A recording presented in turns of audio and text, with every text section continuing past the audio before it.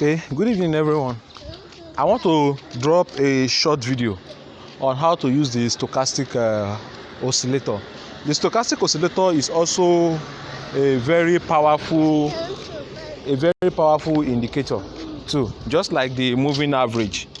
So then how do we add our stochastic oscillator? What we just need to do is to go to, okay, we have something like this, these three dots here. Click on the F. Can you see that? But before adding your stochastic oscillator, what you just need to do is, I actually want to remove all these indicators I'm having so that we can see the chart very clearly.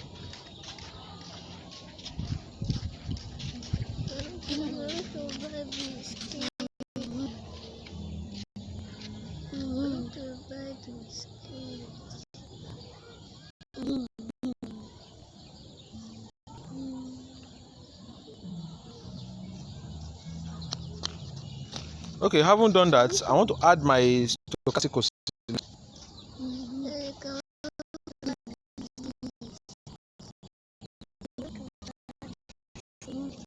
So just click done.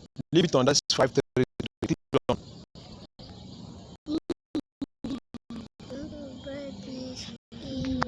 You can see it's down there. Let me put my phone on landscape.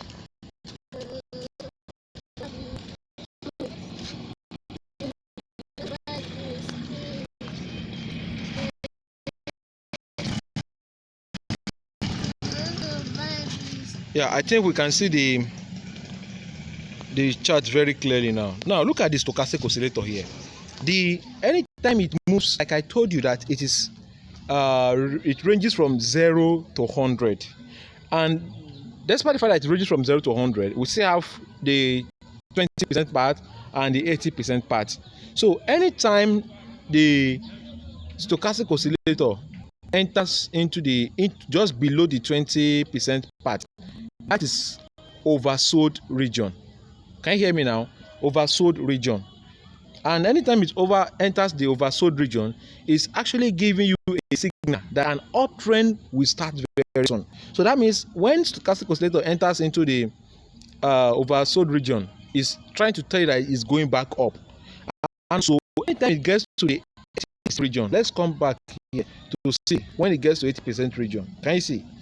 And when it gets to 80% region, it's actually telling us that it has gotten to a point whereby buyers are now what? They don't have much power again to push the buy. Rather, the sellers now has power now to sell. That time, if you click on sell, your markets will start selling. But please make sure that it starts coming down before you can click on the sell. So this is how powerful stochastic oscillator is. Sometimes anytime you feel like to buy, you understand, whether you have used your moving average cross, the 10 and the 20 moving average told you that you should buy, then you just look at your stochastic oscillator. We call it confluence method in forex, that is using 2-3 methods to determine a particular trend. So having looked at it, that your moving average is actually telling you to buy, you now look at your stochastic oscillator too. Is this stochastic oscillator too telling me to buy? If yes, then go ahead to buy. That means two things now telling you to buy. So it's a very strong buy.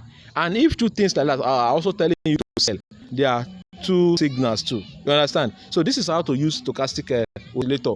Anytime you want to enter into any market, first of all, you will check where the stochastic oscillator is. Is it at the oversold region or the overbought region?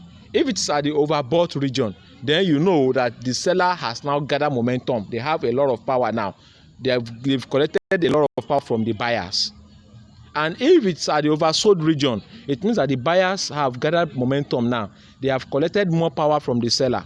So, and where is the oversold region and where is the overbought region? It's in the note I gave to you. The oversold region is the region below the 20, while the overbought region is the region above 80. Hope that is taken out.